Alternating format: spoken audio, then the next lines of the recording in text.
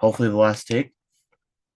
We're going to talk about Gabe Newell. My name is Carlos Zavala, and we're going to talk about this man right here, Lord and Savior, the creator of Steam, like one of the best gaming softwares. We don't talk about the other ones because that Steam, they're ride and die.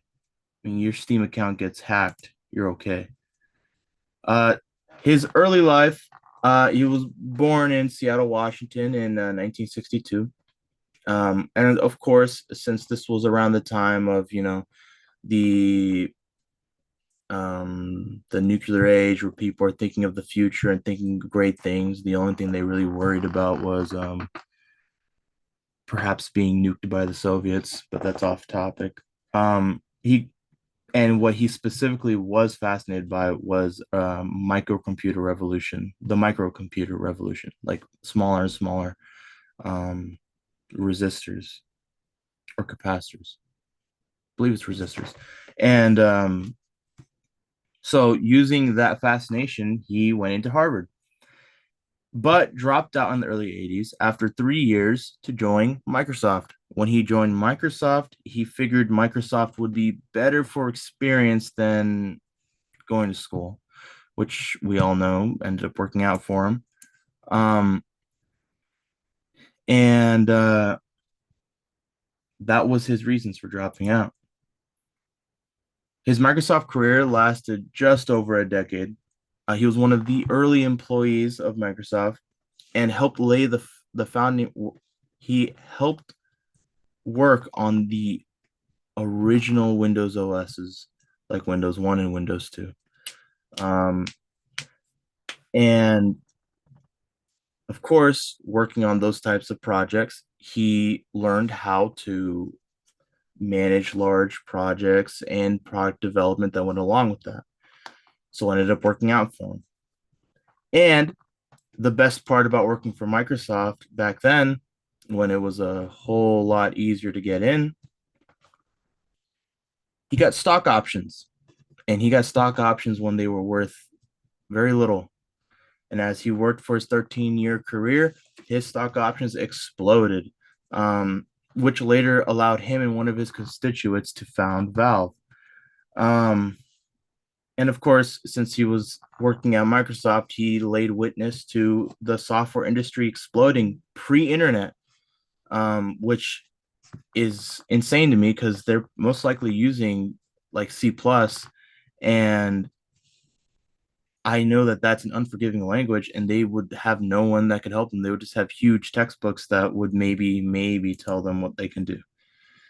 But of course, him and Mike Harrington founded Valve in 1996 in Kirkland, Washington. Now, what was great about Valve is it's independent, and what I mean by independent is they funded it using their Microsoft earnings. So they out of their own pocket they funded Valve because they wanted to avoid publisher control, which would force them to not have certain things on Steam. This is before Steam, but you get the picture. If there was no Steam, or if they had publisher control over Steam, then there would be a lot less games that could be on it. Valve's vision was to create immersive, story-driven PC games with their advanced technology. Of course, this is 1996, so their advanced technology is, very, very much out of date for us. But for them, it was, it was like building the Empire State Building out of 14 twigs. They chose the name Valve, which I thought was very interesting, um, because they wanted it to represent the controlling flow of information and technology. Quick story about this photo right here. When I used to play not Half Life, Left 4 Dead, this would scare me when it would pop up. I believe it was Left 4 Dead 2. This would pop up, and it was just terrifying for my little 8-year-old brain. I mean, just look at it. That's pretty spooky.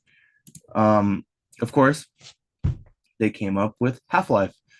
I've played Half Life. I don't particularly enjoy it, but I can see, that the predecessor of all of the games came from this. They used a heavily modified Quaker engine in November 19th, 1998. They released it. I forgot to say that.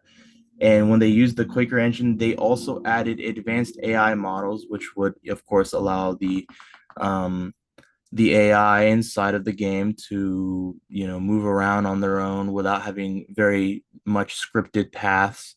Of course, if they needed to have scripting path and narrative scripting. Um, it was one of the best first person shooters of the time, especially with the atmosphere it had. I can concur with that. The atmosphere is kind of really great on Half-Life. And the puzzle solving. And of course, it was revolutionary for the time because you only really had, Wolfenstein and Doom back then. And those were more, I'm going to kill demons or I'm going to kill, Nazis. And there wasn't a lot of like huge puzzle solving. It was just like, kill room, don't die. And the success of Half-Life really showed that people were aching for a game that combined the first person shooter aspect and combined like the right side of the brain puzzle side and just mashing them together. And it really showed because it won 50 Game of the Year awards and is considered one of the best PC games of all time. Gabe Newell and his co-founder really struck it big with this game, and it eventually led to a huge modding community in Half-Life. I know that, but it also led to things like Counter-Strike and Team Fortress and Day of Defeat, which I never played, but I've played Counter-Strike and I've played Team Fortress Classic. Those are all good. I like Team Fortress 2 better, but it's fine. Team Fortress is a good game on its own. Um, as time went on, as the early 2000s came, and look, I was born between those years. Um, their growth and innovation exploded. Um, they introduced a flat management structure. Get Gabe Newell and his constituent, I guess his friend from, I'm blanking on the name right now, but it's fine. So no traditional bosses or hierarchy, and employees self-organize and choose projects, which sounds great, actually. I would love to work in an environment like that. Desk on wheels to encourage collaboration across teams, which I can imagine really allowed things to information to flow a lot easier, um, and allowed their employees to take risks and experiment and have their creativity just explode out onto the screen.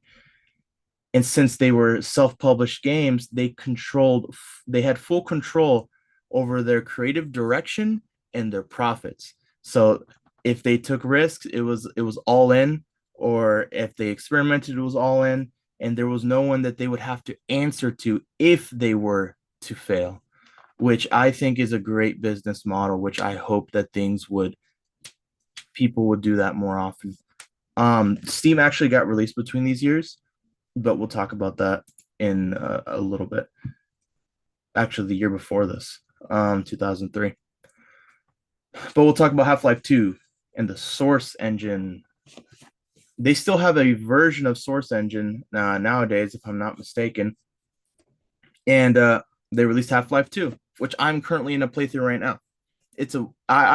I think it's a way better game than Half-Life, but as I said, I can understand that Half-Life was a huge thing.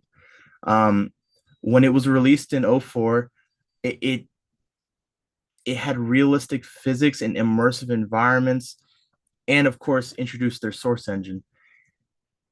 And what was crazy about it is the gravity gun allowed, mechanics for players to manipulate objects naturally, and that wasn't really a big thing. Like, I mean, up until recently, even in Doom, you didn't really have like object manipulation. I mean, you still don't. You have to move things on their set path. And the gravity gun, is still used in things like Gary's mod, and people use it all the time in order to move things. And it was great for their graphics and physics that they had to do for this game. They won dozens of awards. It was insane the amount of awards that they made, and the graphics really kind of hold up till this day. And their storytelling is pretty good. I love the lore in Half-Life and how they connected to Portal, which is what I'm waiting to talk about because I love Portal. I love both of them. I even play, fan made games about Portal. I just love Portal. As you can see, it's right here. Reference, Portal reference.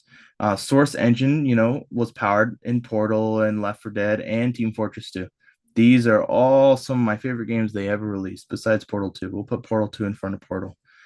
And so they were all used by Source Engine. Now, we're to Steam. So Steam, everyone has Steam, or at least most people have Steam on their PC. Steam is just so easy. You just go there, put your credit card in, and boom. And they have so much. Um, Gabe, Gabe Newell helped, of course, make Steam, and the amount of people that they have there that allows all of their stuff to be so secure is just, it amazes me.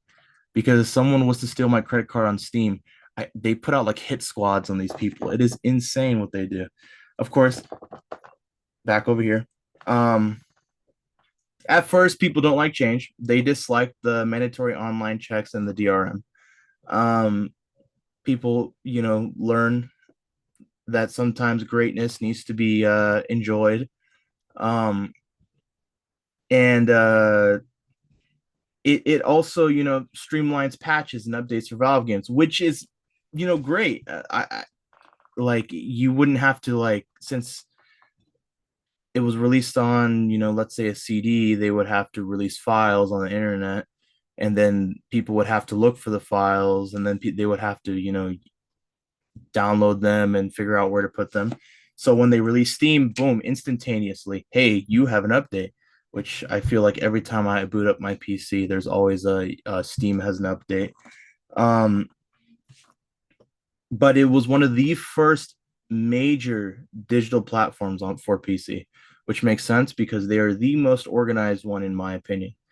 Um, and it allows indie developers to post their games on there. Of course, Gabe and Newsom would take some of the profit from that, but still, it would be it's still like one of the only ones that do that.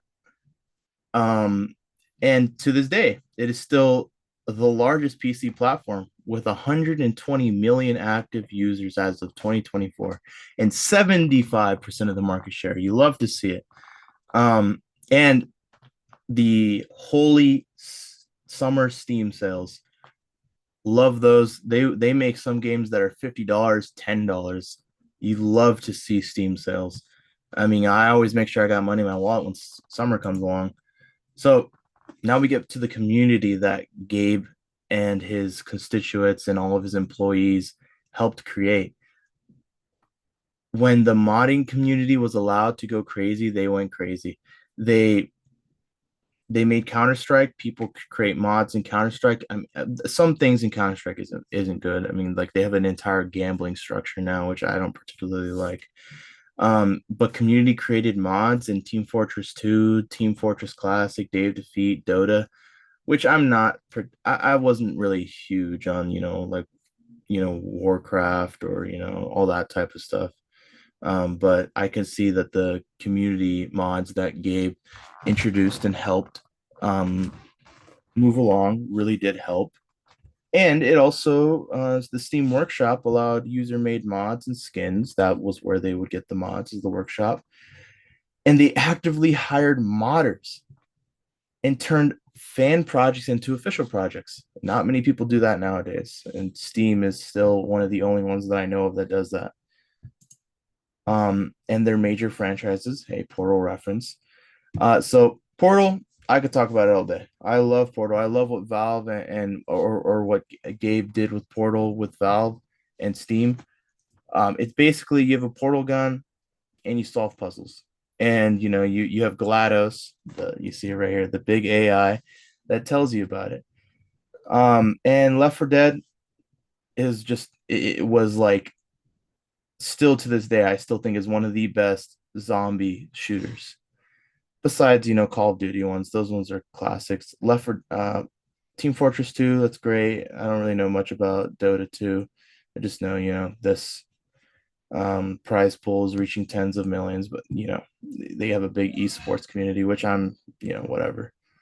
Uh, and created the International, the biggest esports tournament for prize money. So Gabe is ranking in the money at this point. Now we get to this what I was waiting for, Portal. So it was inspired by a project called Narbackle Drop. I still haven't. I'm really bad with reading sometimes. So Valve hired the dev team and introduced the Portal mechanics their into the game, of course, and introduced GLaDOS and the whole, meme, the cake is a lie, that one blew up. That's classic. And it led to Portal 2, and of course, a huge modding community that came along with Portal 2. Um, and I, I love what they did with Portal. It's one of my favorite games. If I could make an entire project about Portal, I would do it. But we're talking about Gabe and what Gabe did with Valve that led to Steam, that led to Portal. I can never thank him enough for that. Um, and now that it's present day, Valve has pushed, which would be Gabe, has pushed to introduce VR systems. You have Steam VR. I've used that before. It's okay. Half-Life Alex, it was whatever. I wish they would have just, released Half-Life 3 or Portal 3, for the love of God, Portal 3. The amount of storyboarding they did for those games, there is so much lore to be found. I'm starving for Gabe to give me more lore about the Portal Half-Life universe. I just I'm starving. Of course, they released the Steam Deck. Now, the Steam Deck, great, right? It was a direct competitor to the Switch, Nintendo Switch. But it ran Steam OS and you could run any game. And if I'm not mistaken, it had an OLED screen and a larger battery capacity. And it could run bigger games than what the Nintendo Switch could do. As it says right here, Nintendo Switch competes with the Nintendo Switch. And the first reference of Linux on right now, it runs on Linux, but it's basically just the Steam OS. It's their own version of Linux, but it's just the Steam OS. Um, and their corporate and his corporate philosophy, it's still privately held, so it's free from shareholder pressure. Um, I can just imagine how expensive share prices would be if they were public. But I'm glad that they are privately owned because they could still do whatever they want, and they don't have to answer for their crimes. Um, and of course, their flat management structure. You think that would allow them to release Portal 3 or Half-Life 3, but it did not. Just little like teases every once in a while. Um, and employees will switch projects based on passion rather than the assignment. So it's very clear that there isn't a huge amount of pressure that is being put on the employees by Gabe or Steam or Valve. And it allows the people to pick and choose what they want to do and when they want to do it. Clearly, they don't want to work on Half-Life 3 or Portal 3. I'll stop bringing that up. And of course, a nice little quote about from Gabe. Um, the goal is to build the kind of games that make customers happy, not to ship on a date. Yeah, you may have taken this part a little too literally, Gabe. So we'll talk about how rich this guy is now. Gabe Newell is estimated net worth of $4 billion, of course, largely from Steam. He's probably burnt through all of his reserves of Microsoft stock. I Who knows? Guess we would never know.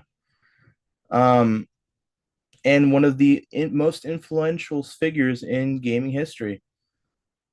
Most fans, including me, call him Gaben. Of course, if we go back to you'll see the Lord Gaben meme that I put up there. That's a classic. And of course, Valve is known and Gabe is known for valuing player satisfaction over strict business models. And they really, I cannot stress this enough how much they support the modding community and offer free updates. It is insane the amount of mods there is for every single game that they have. And their legacy or his legacy and his lasting influence.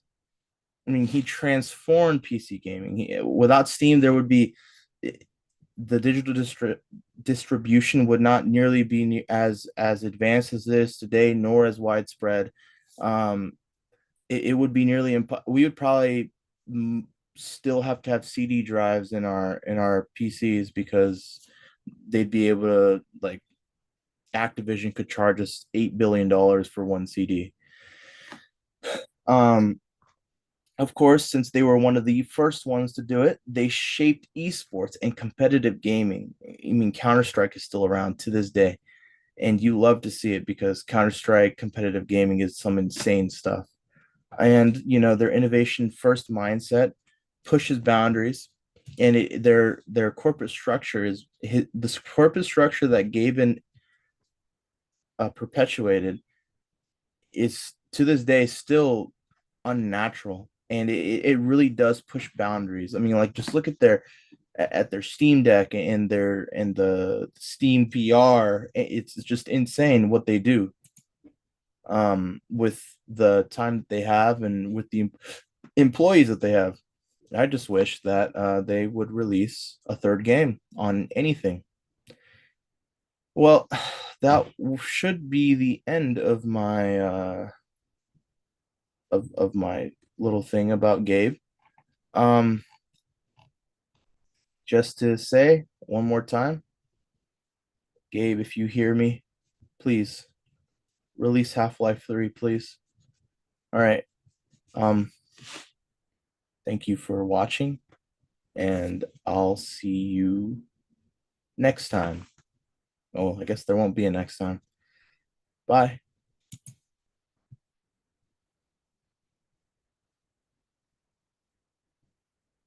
I don't know if it's actually bye. It's being dumb. Uh-oh.